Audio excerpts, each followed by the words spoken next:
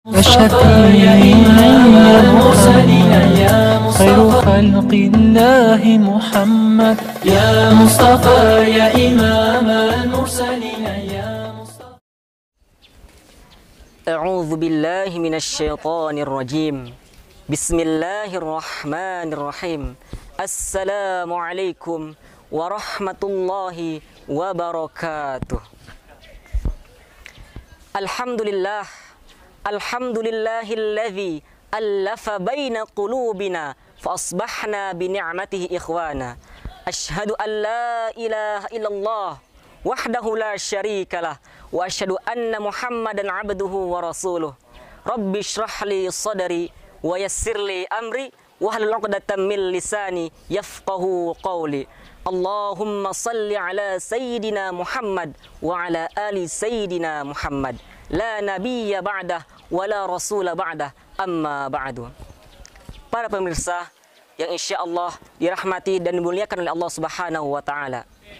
Alhamdulillah, bersyukur kita kepada Allah Subhanahu wa ta'ala yang telah menghidupkan kita, yang telah merahmati kita, yang telah memberikan kita rizki, karunia serta hidayahnya kepada kita semua, yang telah memberikan kita nikmat.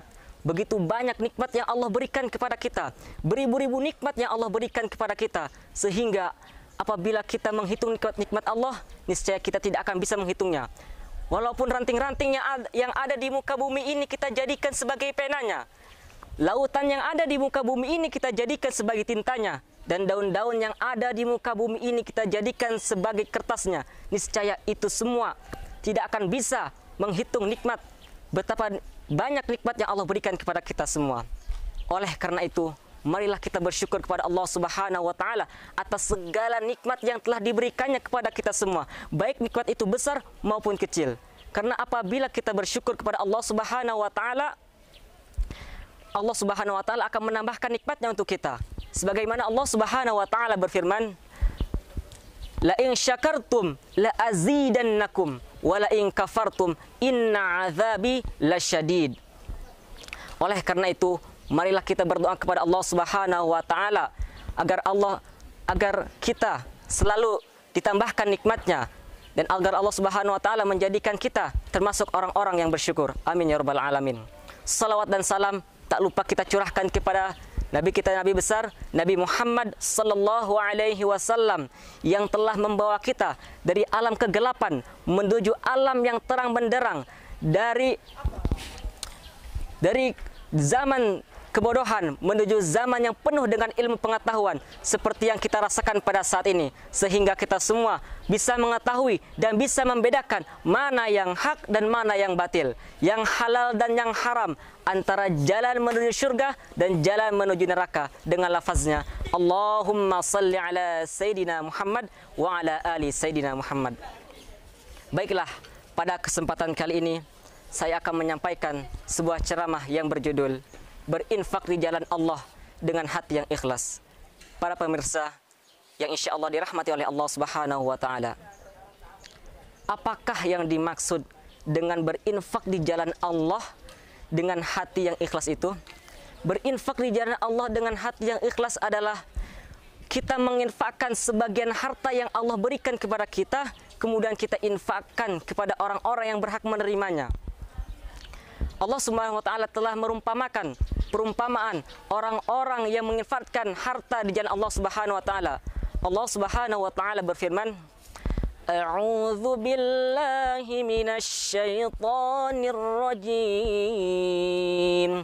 Bismillahirrahmanirrahim. مثل الذين ينفقون أموالهم في سبيل الله كمثل حبة أنبتت سبع سنابل في كل سنبلة 100 حبة والله يضاعف لمن يشاء wallahu wasi'un alim. Perumpamaan orang-orang yang menginfakkan hartanya di jalan Allah Subhanahu wa taala seperti sebutir biji yang menumbuhkan 7 tangkai. Yang mana 7 tangkai itu terdiri atas 100 biji. Allah Subhanahu wa taala melipat gandakan bagi siapa yang Ia kehendaki.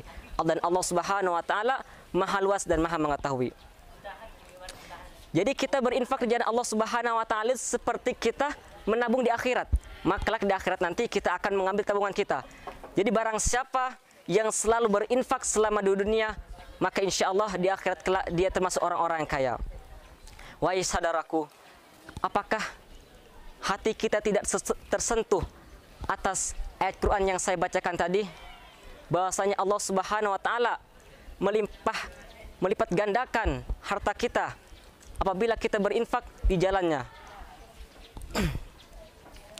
Allah Subhanahu wa taala, betapa baiknya Allah Subhanahu wa taala memberikan balasan kepada hambanya di dunia dengan sangat banyak, apalagi kelak di akhirat nanti. Oleh karena itu, lantas apakah penyebab yang membuat kita tidak mau berinfak, enggan berinfak? Tidak ada orang yang menjadi miskin gara-gara berinfak. Coba carikan untuk saya di dunia ini orang yang miskin gara-gara berinfak. Tidak ada. Jadi kita tidak boleh enggan berinfak. Jangan takut harta kita berkurang gara-gara berinfak. Yakinlah kepada Allah Subhanahu wa taala bahwa setiap amal yang kita lakukan itu pasti ada balasannya. Sekecil apapun dan sebesar apapun itu.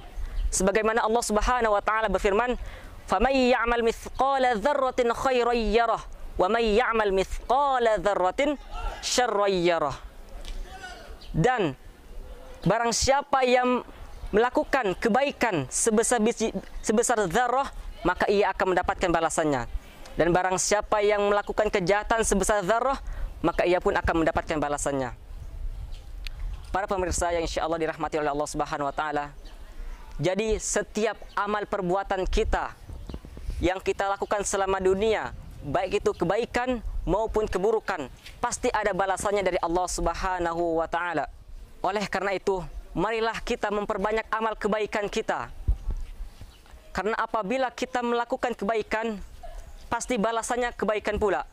Tidak mungkin kita melakukan kebaikan dibalas dengan kejahatan. Kita berbuat baik dibalas dengan buruk, tidak mungkin. Sebagaimana Allah Subhanahu wa taala berfirman, "A'udzubillahi minasyaitonir rajim. Hal jazaa'ul ihsani illal ihsan." Tidaklah kebaikan itu dibalas dengan kebaikan pula. Para pemirsa yang insyaallah dirahmati oleh Allah Subhanahu wa taala, mengenai tentang seseorang yang ikhlas berinfak di jalan Allah Subhanahu wa taala, ada satu hadis yang menjelaskan tentang perumpamaan orang yang berinfak dengan cara tidak ikhlas. Bismillahirrahmanirrahim. An Ibnu Abbas radhiyallahu anhu qala qala an-nabiy sallallahu alaihi wasallam, "Al-'aidu fi hibatihi kal kalbi yaqi'u thumma ya'udu fi qai'ihi." Rawahul Bukhari. Perumpamaan orang yang berinfak, orang yang mengambil barang yang telah diberikannya, seperti anjing yang memuntahkan makanannya, kemudian dimakannya kembali apa yang ia muntahkan. Dari hadis tersebut, apakah kita tidak merasakan jijik, merasakan menjijikan bahwa perumpamaan orang yang mengambil kembali barang yang telah kita berikan, sesuatu apa yang telah berikan, kemudian kita diambilnya kembali, itu seperti anjing yang memuntahkan muntahnya, kemudian dimakannya kembali. Apakah kita mau memakan makanan yang telah kita muntahkan? Wahai saudaraku, marilah kita belajar berinfak dengan hati yang ikhlas, tulus karena Allah Subhanahu wa taala. Kita tidak akan merasa rugi, tidak akan sengsara jika kita berinfak di jalan Allah Subhanahu wa taala. Mulailah dari sejak dini kita biasakan untuk berinfak supaya kelak nanti kita tidak merasakan enggan ketika berinfak. Baiklah, cukup sekian yang dapat saya sampaikan. Mudah-mudahan bermanfaat bagi kita semua. Amin ya rabbal alamin. Saya akhiri wabillahi taufiq wal hidayah. Wassalamualaikum warahmatullahi wabarakatuh. Ramadan